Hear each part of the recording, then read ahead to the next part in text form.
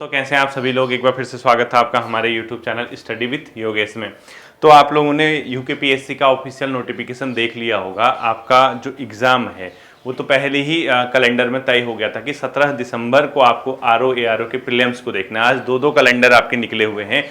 एक तो अधीनस्थ सेवा चयन आयोग ने निकाला हुआ है जिसमें आपने पद देखे होंगे। उसमें जो जनरल पद दिख रहे थे मुझे जो अधिकांश भरेंगे वो ग्राम पंचायत विकास अधिकारी वाला ही और एक समाज कल्याण सहायक समाज कल्याण अधिकारी उनका था। उसका जब नोटिफिकेशन आएगा तभी पता चलेगा, ठीक है। लेकिन आरओ एआरओ का जो अभी मतलब आज सभी को आप सबसे पहले तो जन्माष्टमी की शुभकामनाएं। तो इस अवसर पर आपके लिए एक बहुत अच्छी न्यूज, एक अच्छी खुशखबरी आपके सामने आई है।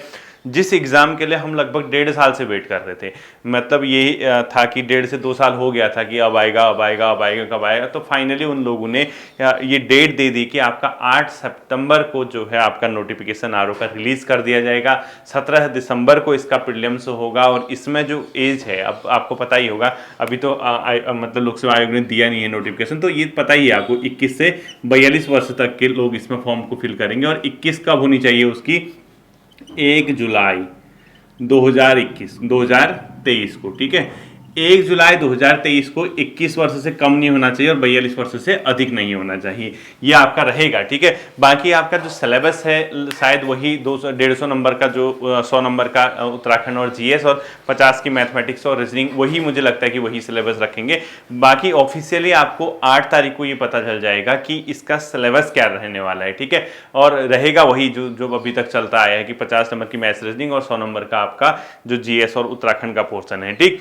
इसके अलावा जो सबसे बढ़िया बात है, सबसे अच्छी बात है, क्योंकि यूकेपीएससी ने अब एक चीज सीख, मतलब अच्छा काम किया है। वो जब ऑफिशियल नोटिफिकेशन जारी करेगा आपका, उसमें ये बता देगा कि किस सेक्शन से कितने मार्क्स का आएगा। यानी हिस्ट्री कितने की आएगी, पॉलिटी कितनी आएगी, ज्योग्राफी कितनी आएगी, इकोनॉमी कितनी आएगी, करंट अफेयर कितनी आएगी। इसके अलावा जो आपका मैथ्स रीजनिंग तो पता ही होगा लगभग 50 नंबर का आएगा। तो एक पूरा सेक्शन आपको पता है कि कहां से कितने मार्क्स का आपका पेपर बनने जा रहा है, ठीक है। यानी हर पोर्शन के बारे में आपको पता है, तो आप उसी हिसाब से अपनी रणनीति भी तय कर सकते हैं कि आप लोगों को किसको कितना समय देना है। तो कहीं ना कहीं मान के चलिए, क्योंकि 8 सितंबर को नोटिफिकेशन रिलीज होगा, तो डेट आप लिख लीजिए 9 सितंबर से 17 दिसंबर तक, यानी 16 दिसंबर, 17 को तो आप पेपर दोगे, ठीक है। 16 दिसंबर 17 को आपका पेपर होगा। इसका मतलब फाइनल क्या है, 17 दिसंबर को एग्जाम होगा।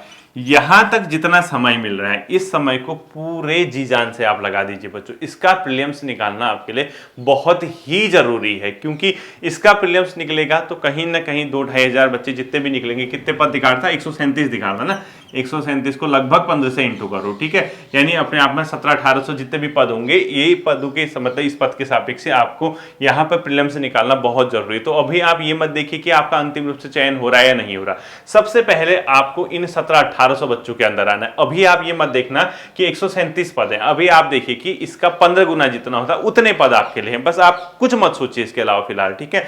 उसके हिसाब से आपको रणनीति बनानी होगी। क्यों?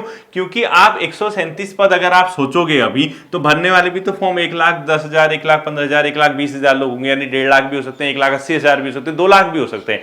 तो भरने वाले भी तो इतने लोग हैं ना फॉर्म को। तो 137 मत देखो, आपका पहली प्रायोरिटी इसमें आना है। इसके बाद जैसे सपोज 1800 लोगों को प्रीलिम्स निकाला, 1800 के बाद आप ये मान के चलना इस 1800 में से टॉप 137 में पहुंचने, फिर आपके लिए इजी नहीं हो गया क्या? बताओ, 1800 में से 137 में आप भी तो हो सकते हैं ना। तो अभी मत देखना, अभी कोई आपको मेंस की तैयारी नहीं करनी है। सबसे पहला फोकस आपका होना चाहिए प्रीलिम्स में होना चाहिए, ठीक। अब क्योंकि आप लोगों के साथ साथ मुझे भी वर्क करना है, और मुझे इतनी देखो, कई बच्चे कहते हैं सर बंदी रक्षक का नहीं करा, बंदी रक्षक के करंट अफेयर ही कराई जाएगी। मतलब इसके अलावा मैं क्या कराऊं बताइए? उत्तराखंड का पोर्शन आपने पढ़ा हुआ है, वो पहले करा दिया। एनसीईआरटी जीएस उसमें कराई है, आप लूसेंट वगैरह लेवल से पढ़ते ही हैं। करंट अफेयर मैं कराऊंगा, और आना क्या है उसमें बताइए? हिंदी आप उतना करा रखे, हिंदी आप पढ़ते ही हैं, तो उसमें कुछ है नहीं, ठीक है। तो बेसिकली अब जो यहाँ से मेरा जो फोकस है वो इस एग्जाम को है, और मैं आपसे कह रहा हूँ एक एक दिन आपके लिए कीमती होगा, एक एक पल आपके लिए कीमती होगा। बिल्कुल भी इसको जाया मत करना, क्योंकि ऐसे मौके आपको बार बार नहीं मिलेंगे। देखिए अभी आपको आरआर का नोटिफिकेशन मिला है, अब आपको पता नहीं कब मिलेगा, 2028, 30, 32 कब मिलेगा कोई नहीं जानता। क्योंकि इससे पहले नोटिफिकेशन जब हम लोगों का बैच सेलेक्ट हुआ था, हमारे बैच का नोटिफिकेशन 2016 का था, ठीक है। उसके बाद 2019 में हम लोगों की ज्वाइनिंग हुई थी, 2019 में ज्वाइनिंग वो डिले, क्योंकि इसमें क्या होता है कि न्यायालय के मतलब जो न्यायालय है वहां पे कई अगर रिट वगैरह होंगी तो चीजें पेंडिंग हो जाती हैं। तो उम्मीद करेंगे इस बार आपके केस में ऐसा ना हो, आप प्रीलिम्स दें और सही तरीके से प्रीलिम्स का मेंस दें और मेंस के बाद अंतिम रूप से आप लोगों का चयन हो, ये मैं उम्मीद करूंगा। ठीक है, तो पहला फोकस क्या होना चाहिए, इसमें आपको आना है, यानी इतने पदों पे आपको मतलब जो निकलेगा इसमें, उसके बाद आपको मेंस की 18 दिसंबर से सोचनी है और एक टारगेट जो है मतलब अप्रॉक्स जो आपको रखना है 100 प्लस का अभी से टारगेट लेके चलना है। ठीक है, तब जाके कहीं मतलब 100 प्लस सोचोगे तब जाके 95, 96, 98 तक आप पहुंचोगे। कट ऑफ भी ऐसी रहती है अगर पेपर ठीक ठाक बने तो। ठीक है, बहुत इजी बन गया तो आपने भी आप 10 नंबर बढ़ाइए, बहुत टफ बन गया तो 10 नंबर अपने भी घटा दीजिए, सभी के साथ होगा। ठीक है, तो एक अप्रॉक्स अगर हम माने तो यूकेपीएससी की कट ऑफ लगभग 95 से 100 तक हो जाता है। पेपर में बहुत ज्यादा इजी या बहुत ज्यादा टफ का केस ना रहे तो इसके अंदर आप अगर इजी रहता है तो -10 कर दीजिए और टफ रहता है तो +10, मतलब इजी रहता है +10 कर दीजिए, मतलब अगर टफ रहता है तो -10 कर दीजिए। यहां कहीं आप लोग सेलेक्ट होंगे, बाकी अपनी कैटेगरी के हिसाब से आपको तय करना है। अब आपका तो एक फिक्स टारगेट है, आपने कहा चलो भाई हमें आरओ की तैयारी करनी है, हम इस पे जुट जाते हैं। अब यहां से कई बच्चे ऐसे होंगे जिनके दिमाग में भटकाव उत्पन्न होगा क्योंकि सामने ग्रुप सी का भी कैलेंडर जारी होगा। मैं आप लोगों से कहूंगा जिसको ग्रुप सी की तैयारी करनी है वो ग्रुप सी की ही करना। फिर क्या होगा ना, दो नाव पे पैर रखोगे तो कहीं ना कहीं नाव अगर डगमगा जाएगी फिर कहीं का नहीं रहता इंसान।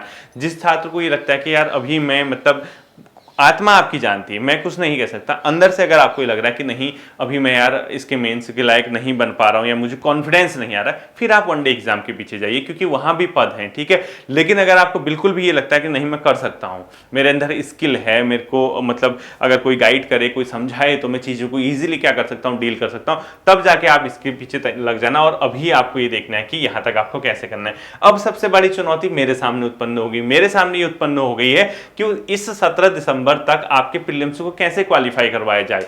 तो बच्चों ये सिर्फ एक मेरे बस की नहीं होगी, इसमें आपका सहयोग चाहिए होगा, तब जाके आपका प्रीलिम्स निकलेगा। वरना क्योंकि देखो मैं डीप क्लासेस पढ़ा था, मुझे लगा था कि थोड़ा कुछ हो सकता है कुछ दिन बाद आए क्योंकि एग्जाम डेट तो दे दी थी, मुझे लग रहा था कि सितंबर 25-30 तक आएगा, लेकिन आज एक अच्छी खबर मिल गई कि उससे पहले रिलीज हो रहा है। ठीक है, तो ये जो इस टाइम पे मैंने सोचा कुछ डीप क्लासेस करा दूं, तो अब देखिए अब नोटिफिकेशन आ गया, अगर मैं डीप क्लासेस कराऊंगा तो फिर ऐसे भी काम नहीं बनेगा। डीप क्लासेस तो मुझे लगता है कि अब कुछ टाइम के लिए बच्चों होल्ड करनी पड़ेगी। ठीक है, तो इसमें कहीं ना कहीं हम लोगों को एक प्लान बनाना पड़ेगा कि इसका प्रीलिम्स निकले और प्रीलिम्स ही सबसे महत्वपूर्ण है। और प्लानिंग ऐसी करनी पड़ेगी कि 3-3.5 महीने हमें दिन रात एक करना पड़ेगा, जी जान लगानी पड़ेगी। अगर मैं आपको 35 से 40 मिनट की क्लास देता हूं तो बाकी आपके पास जो घर पे समय है उस पर आपको होमवर्क मिल सकता है। यानी आपको डेली क्लासेस के साथ, ऐसा नहीं कि क्लास से इतर आपको होमवर्क मिलेगा अलग फोल्डर में, आपको जैसे मैं आज पढ़ाने आ रहा हूं तो मुझे पहले ही बताना पड़ेगा कि आपको क्या घर पे तैयार करना है, क्योंकि ये मैं कब से बता पाऊंगा, ये जो चीजें हैं ये आज से नहीं बताऊंगा बच्चों, ये आपका शुरू होगा 9 सितंबर से। ठीक है, क्योंकि अभी एक बार ऑफिशियली नोटिफिकेशन आ जाएगा 8 को, तो उसके सिलेबस को चेक करना पड़ेगा, सिलेबस के अकॉर्डिंग ही मुझे प्लान करना पड़ेगा। मैं भी ऐसा थोड़ा ना कि कुछ भी पढ़ाई जाऊं, अगर इकोनॉमी में एग्रीकल्चर दिया है तो ये मेरा दायित्व है कि एग्रीकल्चर आपको समझाऊं, एग्रीकल्चर का टॉपिक कराऊं। अगर ज्योग्राफी में दिया है हिमालय की उत्पत्ति, तो मेरा दायित्व है कि हिमालय की उत्पत्ति से संबंधित कितने आपके तथ्यात्मक और कितने आपके कॉन्सेप्ट आधारित क्वेश्चन बन सकते हैं ये मैं आपको बताऊं। अगर कहीं पे हिस्ट्री में दे रखा है कि भारत में राष्ट्रीय आंदोलन के उदय के कारण, तो मेरा दायित्व बनता है कि उदय क्यों हुआ था, कैसे हुआ था, क्या इसके कॉजेज रहे थे, क्या फैक्टर्स से निकाल सकते, वो मैं आपको बताऊं।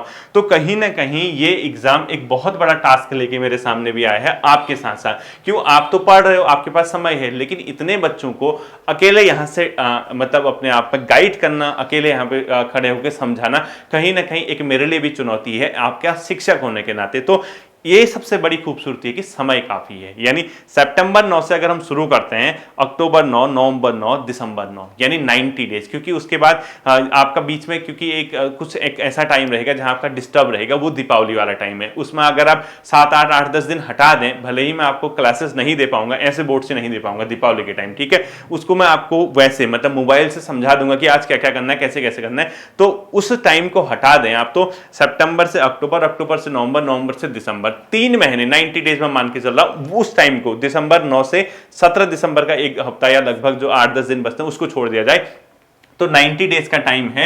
तो इन 90 डेज के अंदर मुझे लगता है कि काफी है अगर हम लोग एक प्लानिंग के साथ चलें, क्योंकि बिना योजना के आगे बढ़ना तो मूर्खता है, क्योंकि आपको यही समझ नहीं आएगा कि आप शुरुआत कहां से करें, आप पढ़ें कहां से। बिल्कुल डिमोटिवेट नहीं होना है, हिम्मत रखनी है। और हिम्मत कैसे रखनी है, इस आधार पर नहीं कि 137 पद है, पहला टारगेट होना चाहिए कि इतने पद है, मुझे इस पद में आना। क्योंकि अगर आप प्रीलिम्स के बैरियर को क्वालिफाई कर देंगे तो आपके साथ फिर 1800 में से 137, आज देखो अगर आप 137 को अपना टारगेट लेके चल रहे हो, फॉर्म भरने वाले लगभग मिनिमम 1.5 लाख लोग, ठीक है। लेकिन अगर आप 137 को भूल के अगर आप इसके आधार पे चलते हो तो आप 137 में आना है आपको लगभग 1800 पदों के अंदर, ठीक है। तो आपका पहला ध्येय, पहला उद्देश्य इस प्रीलिम्स को निकालना है, और इस प्रीलिम्स को इस 150 नंबर के पेपर में ऐसा नहीं कि सारा मुझे आए, मेरा जो सेक्शन कमजोर है मैं उस सेक्शन के लिए कैसे काम करूं, मेरा जो स्ट्रॉन्ग पॉइंट है उसका मैं कैसे फायदा उठाऊं, ये पूरी एक प्लानिंग होनी चाहिए। और प्लानिंग कैसे करनी है, क्या करनी है, किस तरीके से करना है, ये आपको सीधा बताया जाएगा ऑफिशियल नोटिफिकेशन के दिन। उस दिन क्लास नहीं आएगी, क्योंकि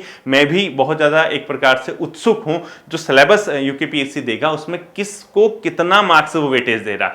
मतलब अगर सेकंड सेक्शन जो है, जो खंड बी है बौद्धिक तर्क वाला, उसमें अगर वो 50 का देता है तो बचा हुआ 100 नंबर है उसको कैसे कैसे टाइम देगा। तो यहां से हम लोगों को कहीं ना कहीं इतने पदों के अंदर आने के लिए अपना सबसे पहला क्या करना है, प्लान करना है। तो जुट जाना होगा। आज आपकी 6 तारीख हो गई है, 7 तारीख और 8 को हमारा नोटिफिकेशन आ जाएगा, 9 से हम लोग उस को मतलब आगे को लेके चलेंगे। तब जैसे कल है, कल के दिन हमारे एक वीडियो और हो जाएगी, एक टॉपिक कवर हो जाएगा हमारा, चाहे कोई भी हो, ठीक है, चाहे मैं पॉलिटिक्स का कर रहा हूं कुछ तो स्टडी वाला। अब यहां से क्योंकि डीप को भी देखना है, मेंस भी देखना है, ऐसा नहीं कि प्रीलिम्स से निकाल दे 1800 के अंदर आगे हाथ बैठ गए मेंस में बाहर हो गए, ऐसा भी नहीं करना। मेंस में भी बाहर होंगे अब, लेकिन मेंस में जो बाहर होंगे उसमें से आप लड़ो तो सही, फाइट तो करो, आप एक अनुभव तो लेके आओगे ना। तो 100 निकलना तो फाइनली 137 बच्चों को ही है, बच्चों जो भी है कोशिश तो कर सकते हो, कोशिश करने में कोई बुराई नहीं है। 9 सितंबर से हम इसके लिए जुट जाएंगे, एक बार ऑफिशियली नोटिफिकेशन आने दीजिए, ठीक है। एक बार एक क्लास हम कल देख लेंगे, टॉपिक कवर कर लेंगे। 8 को मैं आपको ऐसी एक वीडियो लेके आऊंगा, उसमें पूरा एक मतलब प्लान बनाएंगे हम। और 9 तारीख से क्योंकि वो जो डे 1 वाली क्लास 1 क्लासेस हुई उसी को आगे हमें क्या करना होगा, बढ़ाना होगा, और उसके सिलेबस के आधारित। ऐसा नहीं कि सब कुछ मैं पढ़ाऊं, अगर मैं आपको एक डे 2 की क्लास दे रहा हूं तो मैं पहले बता दूंगा कि घर पे क्या तैयार करना है। और ये उम्मीद मत करना कि सर असहयोग आंदोलन, भारत छोड़ो आंदोलन में यहां अपना टाइम वेस्ट करेंगे, ऐसा बिल्कुल नहीं होगा, ठीक है। उस फोल्डर से क्वेश्चन भले ही 5 आए, लेकिन 10 आए, 15 आए, ऐसे क्वेश्चन आएंगे जो आपको नहीं आते थे, तो हम इस टाइप का कुछ करेंगे, ठीक है। और वो चीजें जो आपको ऑलरेडी आती हैं वो आप घर पे तैयार करोगे, उसके लिए मैं आपको बता दूंगा। बिल्कुल जी जान से लगे रहिए, मेहनत कीजिए, नेगेटिव जो थॉट्स हैं, नकारात्मक जो अपने आप में आपके आसपास आता है उससे बिल्कुल भी दूर रहिए, ठीक है। उम्मीद करता हूं ये बातें आपकी समझ आई होंगी, इस पे आप लोग सही तरीके से काम करोगे, और सही तरीके से काम करने वालों को बच्चों परिणाम भी मिलता है।